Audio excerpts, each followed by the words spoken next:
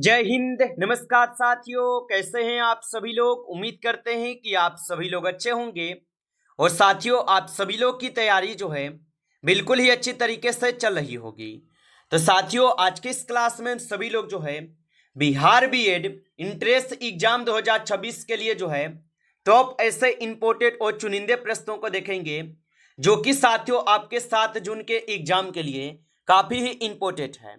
और साथियों, आपके पास कुछ ही क्षण रह गए हैं आपके एग्जाम का, तो आप इस क्लास को बिल्कुल अच्छे से देखिएगा, क्योंकि साथियों पिछले हम यूपी बीएड का भी क्लास कराए थे। और यूपी बीएड में हम जितने भी क्लास कराए थे साथियों, हमारे हर एक क्लास से क्वेश्चन आपके एग्जाम में देखने को मिले हैं। तो आप इस क्लास को बिल्कुल अच्छे से देखिएगा यदि आप बिहार बीएड की एग्जाम की तैयारी कर रहे हैं। तो चलिए फिर क्लास को स्टार्ट करते हैं। उनसे पहले यदि आप इस चैनल पे पहली बार जुड़े हैं तो आप इस चैनल को एक बार सब्सक्राइब करके ऑल नोटिफिकेशन को भी ऑल पे दबा के जुड़ जाइएगा, जिससे कि जब भी कोई नई क्लास हो सबसे पहले क्लास का नोटिफिकेशन आपके पास जो है पहुंच सके। तो आप इस चैनल को सब्सक्राइब कर लीजिएगा, साथ ही साथ आप जो है इस क्लास को भी लाइक जरूर कर लीजिएगा। तो चलिए क्लास को स्टार्ट करते हैं और देखिएगा क्वेश्चन क्या पूछा है। क्वेश्चन पूछे गए कि उगते हुए सूरज का देश जो है किसे कहा जाता है। चलिए बताएंगे। ये सभी क्वेश्चन काफी इंपोर्टेंट और चुनिंदे क्वेश्चन हैं, जो कि आपके एग्जाम में 100% आपको ये सभी क्वेश्चन पूछे जाएंगे। और बताएंगे कि उगते हुए सूरज का देश किसे कहा जाता है। तो आप लगाएंगे जापान को कहते हैं। ऑप्शन यहाँ पे बी सही जवाब होगा। चलिए अगला प्रश्न देखेंगे। यहाँ पे क्वेश्चन पूछे गए कि किस संविधान संशोधन के द्वारा मताधिकार की आयु को 21 वर्ष से घटाकर 18 वर्ष जो है कर दिया गया था। तो वह कौन सा संविधान संशोधन था जिस समय जो है 21 वर्ष से घटाकर मतदान की आयु 18 वर्ष की गई थी। तो याद रखेंगे यह थे आपके 61वां संविधान संशोधन अधिनियम 1989। ऑप्शन यहाँ पे जो है सी करेंगे आप सही जवाब। चलिए अगला प्रश्न देखेंगे। यहाँ पे विश्व शिक्षक दिवस जो है ये कब मनाया जाता है। चलिए बताएंगे आप कि विश्व शिक्षक दिवस जो है ये कब मनाए जाते हैं। तो विश्व शिक्षक दिवस मनाते हैं आपके 5 अक्टूबर को। ऑप्शन ए यहाँ पे इस क्वेश्चन का जो है सही जवाब हो जाएंगे। ऑप्शन ए सही जवाब कीजिएगा। चलिए अगला प्रश्न देखेंगे। यहाँ पे प्रश्न पूछे गए कि किसके द्वारा खालसा पंथ की स्थापना जो है की गई थी। चलिए बताएंगे आप कि किसके द्वारा जो है खालसा पंथ की स्थापना की गई थी। तो खालसा पंथ की स्थापना गुरु गोविंद सिंह के द्वारा किए गए। ऑप्शन यहाँ पे बी सही जवाब होगा। चलिए अगला प्रश्न देखेंगे। प्रश्न है भाखड़ा नागल परियोजना जो है यह किस नदी पर स्थित है। चलिए बताइएगा कि भाखड़ा नागल परियोजना किस नदी पर स्थित होगा। तो ये स्थित हो जाएंगे सतलज नदी पे। ऑप्शन यहाँ पे बी सही जवाब होगा, सतलज नदी पे स्थित होगा। चलिए अगला प्रश्न देखेंगे। यहाँ पे प्रश्न पूछे गए कि सूर्य ग्रहण होता है जब डैश हो। तो याद रखेंगे आप कि सूर्य ग्रहण तब होता है जब चंद्रमा सूर्य और पृथ्वी के बीच आता है। ऑप्शन यहाँ पे डी लगा रहे हैं तो सही जवाब है, याद रखेंगे। चलिए अगला प्रश्न देखेंगे। यहाँ पे प्रश्न पूछे गए हैं और प्रश्न क्या पूछे कि NCTE है। चलिए बताएंगे। तो NCTE क्या हो जाएगा। तो यहाँ पे इस क्वेश्चन का सही जवाब क्या होगा। तो यहाँ पे इस क्वेश्चन का सही जवाब national counselling for teacher education हो जाएगा। ऑप्शन ए कीजिएगा सही जवाब। अगला प्रश्न देखेंगे। यहाँ पे 8 नंबर है कि जैनवाद के अनुसार कितने तीर्थकर हैं। चलिए बताएंगे आप कि जैनवाद के अनुसार कितने तीर्थकर होगा। तो जैनवाद के अनुसार जो है कुल आपके 24 तीर्थकर हुए हैं। ऑप्शन ए यहाँ पे सही जवाब है, 24 तीर्थकर हुए हैं। चलिए अगला प्रश्न देखेंगे। और प्रश्न यहाँ पे क्या पूछे गए कि भारत का राष्ट्रपति राज्यसभा के लिए कितने सदस्य जो है मनोनीत कर सकता है। तो भारत का जो राष्ट्रपति है ये राज्यसभा के लिए कितने सदस्यों को मनोनीत कर सकते हैं। तो याद रखिएगा यहाँ पे सही जवाब हो जाएंगे 12 सदस्य। ऑप्शन ए सही जवाब है, 12 सदस्यों को मनोनीत कर सकते हैं। चलिए अगला प्रश्न देखेंगे। यहाँ पे प्रश्न पूछे गए कि किस क्षेत्र में बुक्कर पुरस्कार जो है जीता जाता है। चलिए बताएंगे कि किस क्षेत्र में बुक्कर पुरस्कार जीता जाता है। तो ये जीते जाते हैं आपके कहाँ पे, तो कथा साहित्य में। ऑप्शन ए यहाँ पे सही जवाब होगा। चलिए अगला प्रश्न देखेंगे। यहाँ पे 30 नंबर है कि चौथा खंबा सत्य प्रत्यय संप्रत्यय संदर्भित जो है करता है। तो चौथा खंभा संप्रत्यय जो है ये संदर्भित करता है, तो ये करते हैं आपके प्रेस को। ऑप्शन यहाँ पे बी सही जवाब है, प्रेस को करते हैं। चलिए अगला प्रश्न देखेंगे। यहाँ पे भारतीय नेपोलियन जो है किसे कहा जाता है? चलिए बताएंगे आप कि भारतीय नेपोलियन जो है किसे कहा जाता है? तो भारतीय नेपोलियन यहाँ पे कहे जाते हैं आपके समुद्रगुप्त को। ऑप्शन यहाँ पे सही जवाब है, समुद्रगुप्त को कहते हैं। चलिए अगला प्रश्न देखेंगे। प्रश्न यहाँ पे पूछे गए कि जैव विविधता दिवस जो है ये कब मनाया जाता है? तो जैव विविधता दिवस कब मनाया जाता है?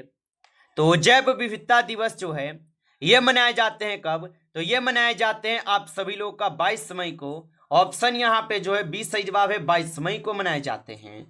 चलिए अगला प्रश्न देखेंगे। प्रश्न यहाँ पे दिए गए और 60 नंबर प्रश्न है कि सौर मंडल के किस ग्रह को निकट ग्रहों के रूप में जो है जाना जाता है? चलिए बताएंगे कि सौर मंडल के किन ग्रहों को निकट ग्रहों के रूप में जाना जाता है? तो यहाँ पे आप 60 नंबर क्वेश्चन का सही जवाब ऑप्शन बी करेंगे, बुध एवं शुक्र होगा। ऑप्शन बी सही जवाब होगा। चलिए अगला प्रश्न देखेंगे यहाँ पे कि रेटिनॉल का सामान्य नाम है। चलिए बताइएगा आप। और आप अभी तक इस क्लास को लाइक नहीं किए होंगे तो क्लास को एक बार आप जरूर लाइक कर लीजिएगा, और नए जुड़े हैं आप इस चैनल पे तो चैनल को भी सब्सक्राइब करके आप ऑल नोटिफिकेशन को भी ऑल पे दबा के जुड़ जाइएगा, जिससे कि जब भी कोई नई क्लास हो सबसे पहले क्लास का नोटिफिकेशन आपके पास जो है पहुंच सके। तो आप इस चैनल को सब्सक्राइब कर लेंगे और लगाइएगा आंसर कि रेटिनॉल जो ये किसका सामान्य नाम है? तो रेटिनॉल हो जाएंगे आप सभी लोगों का विटामिन ए के। ऑप्शन सी कीजिएगा, विटामिन ए के होगा। चलिए अगला प्रश्न देखिएगा। प्रश्न यहाँ पे दिए गए हैं कि पाक जल डमरू मध्य अलग करता है दो देशों को। तो पाक जल डमरू मध्य जो है ये अलग करते हैं किन दो देशों को? तो आपका सही जवाब रहेंगे भारत और श्रीलंका को। ऑप्शन यहाँ पे डी सही जवाब है, भारत और श्रीलंका को अलग करते हैं। चलिए अगला प्रश्न देखेंगे और प्रश्न यहाँ पे क्या पूछे गए हैं? 90 नंबर प्रश्न यहाँ पे पूछे गए कि संविधान के किस अनुच्छेद में निर्वाचन आयोग के विशेष अधिकार निहित है? चलिए बताएंगे कि संविधान के किस अनुच्छेद में निर्वाचन आयोग के विशेष अधिकार निहित है? तो ये हो जाएंगे आपके अनुच्छेद 324 में। ऑप्शन डी सही जवाब है, अनुच्छेद 324 में होगा। चलिए अगला प्रश्न यहाँ पे दिए गए हैं और प्रश्न क्या पूछा है कि पोंगल त्योहार है। चलिए बताएंगे कि पोंगल त्योहार कौन सा होगा? तो यहाँ पे इस क्वेश्चन का सही जवाब जो है ऑप्शन ए करेंगे, तमिलनाडु का होगा। ऑप्शन ए सही जवाब है, तमिलनाडु के हो जाएंगे। आप अच्छे से इनको याद रखेंगे। चलिए अगला प्रश्न देखेंगे यहाँ पे और 21 नंबर प्रश्न क्या है कि नूतन ब्रह्मचारी के लेखक जो है कौन है? चलिए बताएंगे कि नूतन ब्रह्मचारी के लेखक कौन है? तो नूतन ब्रह्मचारी के लेखक जो है यहाँ पे आपके बालकृष्ण भट्ट है। ऑप्शन बी कीजिएगा, बालकृष्ण भट्ट होगा। चलिए अगला प्रश्न देखेंगे और प्रश्न यहाँ पे दिए गए 22 नंबर कि जापान की संसद का क्या नाम है? चलिए बताएंगे तो जापान की संसद का क्या नाम होगा? तो जापान की संसद का नाम जो है यहाँ पे डायट होगा। ऑप्शन सी कीजिएगा, डायट होगा। चलिए अगला प्रश्न देखेंगे यहाँ पे कि ओमान की राजधानी कहाँ है? तो ओमान की जो राजधानी होगा ये हो जाएंगे आप सभी लोगों का मास्कट। ऑप्शन डी कीजिएगा, मास्कट जो है ये ओमान की राजधानी है। चलिए अगला प्रश्न देखेंगे। यहाँ पे प्रश्न पूछे गए और 24 नंबर प्रश्न क्या है कि बिहू देश का मुख्य त्योहार है। तो याद रखिएगा कि बिहू जो है ये हो जाएंगे आपके असम के प्रमुख त्योहार। ऑप्शन ए यहाँ पे सही जवाब होगा, असम के हो जाएंगे। चलिए अगला प्रश्न देखिएगा। प्रश्न यहाँ पे दिए गए 25 नंबर भारत के संविधान के अनुच्छेद डैश में जो है मौलिक कर्तव्यों का वर्णन है। तो भारत के संविधान का अनुच्छेद डैश में मौलिक कर्तव्यों का वर्णन है। तो यहाँ पे इस क्वेश्चन का सही जवाब जो है ऑप्शन यहाँ पे बी करेंगे, अनुच्छेद 51 ए होगा। ऑप्शन यहाँ पे बी सही जवाब है। चलिए अगला प्रश्न यहाँ पे दिए गए और प्रश्न यहाँ पे क्या पूछे गए आपसे कि विटामिन सी की कमी से जो है कौन सा रोग होने वाला है? चलिए बताएंगे तो विटामिन सी की कमी से कौन सा रोग होता है? तो याद रखेंगे आप यहाँ पे इस क्वेश्चन का सही जवाब ऑप्शन डी होगा, स्कर्वी। ऑप्शन यहाँ पे डी सही जवाब हो जाएंगे, स्कर्वी जो है ये कम हो जाएंगे। चलिए अगला प्रश्न देखेंगे। यहाँ पे प्रश्न पूछे गए और प्रश्न यहाँ पे क्या पूछे गए हैं आपसे, रोमियो और जूलियट नाटक किसने लिखा है। तो रोमियो और जूलियट नागर जो है ये नाटक किसने लिखा है। तो इस नाटक को लिखे गए हैं आपके किसके द्वारा, विलियम शेक्सपियर के द्वारा। ऑप्शन यहाँ पे सी सही जवाब है। चलिए अगला प्रश्न देखिएगा। प्रश्न यहाँ पे दिए गए कि कैलाश सत्यार्थी संबंधित है। तो कैलाश सत्यार्थी जो है ये संबंधित होगा। तो कैलाश सत्यार्थी जो है ये संबंधित हो जाएंगे आप सभी लोगों का यहाँ पे क्या, तो याद रखेंगे यहाँ पे बचपन बचाओ आंदोलन से होगा ना। ऑप्शन यहाँ पे जो है बी सही जवाब है, बचपन बचाओ आंदोलन से होगा। चलिए अगला प्रश्न यहाँ पे दिए गए हैं 29 नंबर क्वेश्चन क्या पूछा गया आपसे कि किसने सन 2016 में भारत का अंतरिम पृथक रेलवे बजट जो है पेश किया था। तो 2016 में पूछा है, तो उस समय हो जाएंगे आप सभी लोगों का कौन, तो मनोज सिन्हा। ऑप्शन यहाँ पे जो है डी सही जवाब लगा रहे हैं, तो सही जवाब है मनोज सिन्हा होगा। चलिए अगला प्रश्न यहाँ पे देखेंगे। भारत का राष्ट्रपति बनने से पूर्व श्री रामनाथ कोविंद डैश के राज्यपाल थे। तो भारत के राष्ट्रपति बनने से पूर्व जो है श्री रामनाथ कोविंद डैश के राज्यपाल थे। तो ये हो जाएंगे आप सभी लोग का किसका, तो ये बिहार के हो जाएंगे। ऑप्शन ए सही जवाब है, बिहार के होगा। चलिए अगला प्रश्न देखेंगे। प्रश्न यहाँ पे दिए गए हैं और प्रश्न यहाँ पे क्या पूछे गए आपसे कि फ्रांसीसी क्रांति का सही नारा क्या था। चलिए बताएंगे आप कि फ्रांसीसी क्रांति का सही नारा क्या था। तो फ्रांसीसी क्रांति का सही नारा जो है स्वतंत्रता, समानता और बंधुत्व होगा। ऑप्शन सी कीजिएगा, स्वतंत्रता, संबंधता और भ्रातृत्व होगा। चलिए अगला प्रश्न देखेंगे यहाँ पे और प्रश्न यहाँ पे क्या पूछे गए हैं आपसे कि कौन सी नदी कर्क रेखा को 2 बार जो है काटती है। चलिए बताएंगे कि कौन सी नदी है जो कि कर्क रेखा को 2 बार काटती है। तो याद रखेंगे यहाँ पे इस क्वेश्चन का सही जवाब ऑप्शन सी होगा, माही नदी। ऑप्शन सी कीजिएगा, सही जवाब माही नदी। चलिए अगला प्रश्न देखेंगे। प्रश्न यहाँ पे है कि पहला G20 शिखर सम्मेलन कब शुरू हुआ था।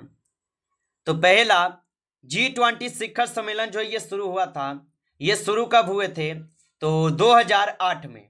ऑप्शन यहाँ पे बी सही जवाब है, 2008 में हुए थे। ऑप्शन बी सही जवाब होगा। चलिए अगला प्रश्न यहाँ पे दिए गए कि डैश को भारत में सर्वाधिक पुराना ग्रंथ माना जाता है।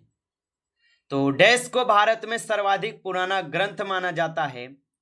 तो यहाँ पे इस क्वेश्चन का सही जवाब ऑप्शन डी होगा, ऋग्वेद। ऑप्शन डी कीजिएगा, सही जवाब ऋग्वेद होगा। चलिए अगला प्रश्न देखेंगे। प्रश्न यहाँ पे दिए गए कि किसी प्राणी की ज्ञानेंद्रिया उसे सहायता प्रदान करती है। तो किसी प्राणी की ज्ञानेंद्रिया उससे सहायता प्रदान करती है। तो ये करते हैं आपके उद्दीपक के प्रति अनुवांशिक्रिया में। ऑप्शन यहाँ पे जो है डी सही जवाब होगा। आप अच्छे से इनको याद रखेंगे।